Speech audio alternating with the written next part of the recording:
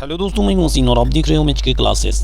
आज की इस वीडियो में हम एक क्वेश्चन लाए हैं अर्थमेटिक प्रोग्रेशन से। ये क्वेश्चन होने वाला है जो कि सम से रिलेटेड है। इस तरह के क्वेश्चंस आपको एग्जाम के क्लास 10th मैथ के बोर्ड के एग्जाम में देखने को मिल सकता है। बहुत ही इंपॉर्टेंट क्वेश्चन है। इस तरह के क्वेश्चन को आप सॉल्व करके ही जाइएगा एग्जाम में।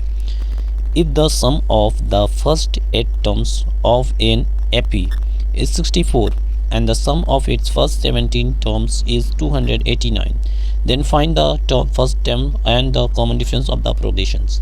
तो इस क्वेश्चन में हमें बोल रखा है कि पहले 8 टर्म का जो सम दिया है 64 और फर्स्ट 17 टर्म का दिया है 289। हमें फर्स्ट टर्म और कॉमन डिफरेंस फाइंड करनी है इस एपी का। तो सबसे पहले हमें पता होना चाहिए कि सम का फार्मूला क्या होता है अर्थमेटिक प्रोग्रेशन में।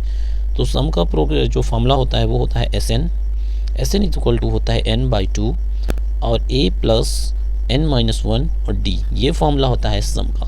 तो यहाँ हमें दो इक्वेशंस बनेंगे। देखिए पहला जो 8 टर्म है यहाँ गिवन में है, ये a8 है, यानी s8, और ये दिया है हमको, ये 64 दे रखा है, ये पहला इक्वेशन। और एक s17 जो दे रखा है वो 289 दिया है। हमें फाइंड करनी है a और d की वैल्यू। ठीक, तो हम इसको इस तरह लिखेंगे।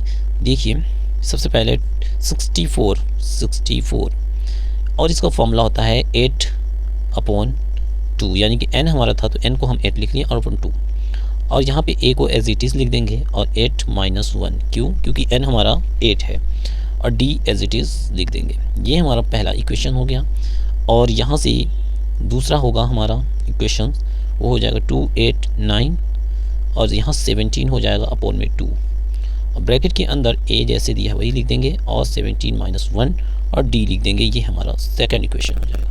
अब इनको थोड़ा सा सिंप्लीफाई करेंगे। सिंप्लीफाई कैसे करेंगे? पहला वाला इक्वेशन को इस तरह से देखिए, यहाँ से 2 को इसको डिवाइड कर देगा और 2 1 जा 2, 2 4 जा 8, ये 4 इसको डिवाइड कर देगा तो क्या हो जाएगा? यहाँ से देखिए आ जाएगा a, 8 में से 1 गया तो आ जाएगा 7d इज इक्वल टू, यहाँ से ये 4 इसको डिवाइड कर देगा तो 16 हो जाएगा।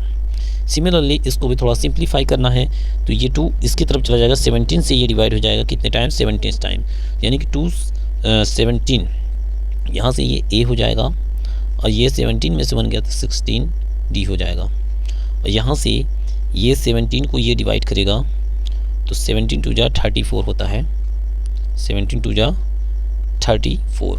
तो ये हो गया। इस तरह से हम इसको सिंप्लीफाई कर लिए। अब हम क्या करेंगे? Adding both equation, subtract both equation, subtract 1 from second. ठीक, इसको जब सब्ट्रैक्ट करेंगे तो साइन क्या हो जाएगा? बदल जाएगा, यहाँ से माइनस हो जाएगा। ठीक, ये माइनस प्लस कैंसिल हो जाएंगे, यहाँ से माइनस आ जाएगा, 16 में से 7 गया तो 9d आ जाएगा, यहाँ से माइनस आ जाएगा, 14 में से 6 गया तो 14 में से 6 गया तो आ जाएगा 8, यहाँ से 1, माइनस से माइनस कैंसल आउट, यहाँ से क्या आ जाएगा? d की वैल्यू आ जाएगी 18/9 यानी कि 2। d की वैल्यू 2 आने के बाद हम क्या करेंगे? बाय पुटिंग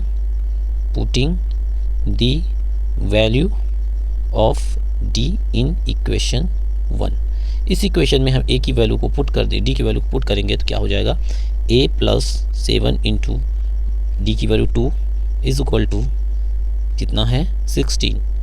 तो यहाँ से क्या आ जाएगा? a प्लस 7 2 जा 14 इज इक्वल टू 16। तो a की value 16 minus 14 is equal to 2, यानी कि a की वैल्यू भी 2 होगी और d की वैल्यू भी 2 होगी। यही हमें इस क्वेश्चन में फाइंड करना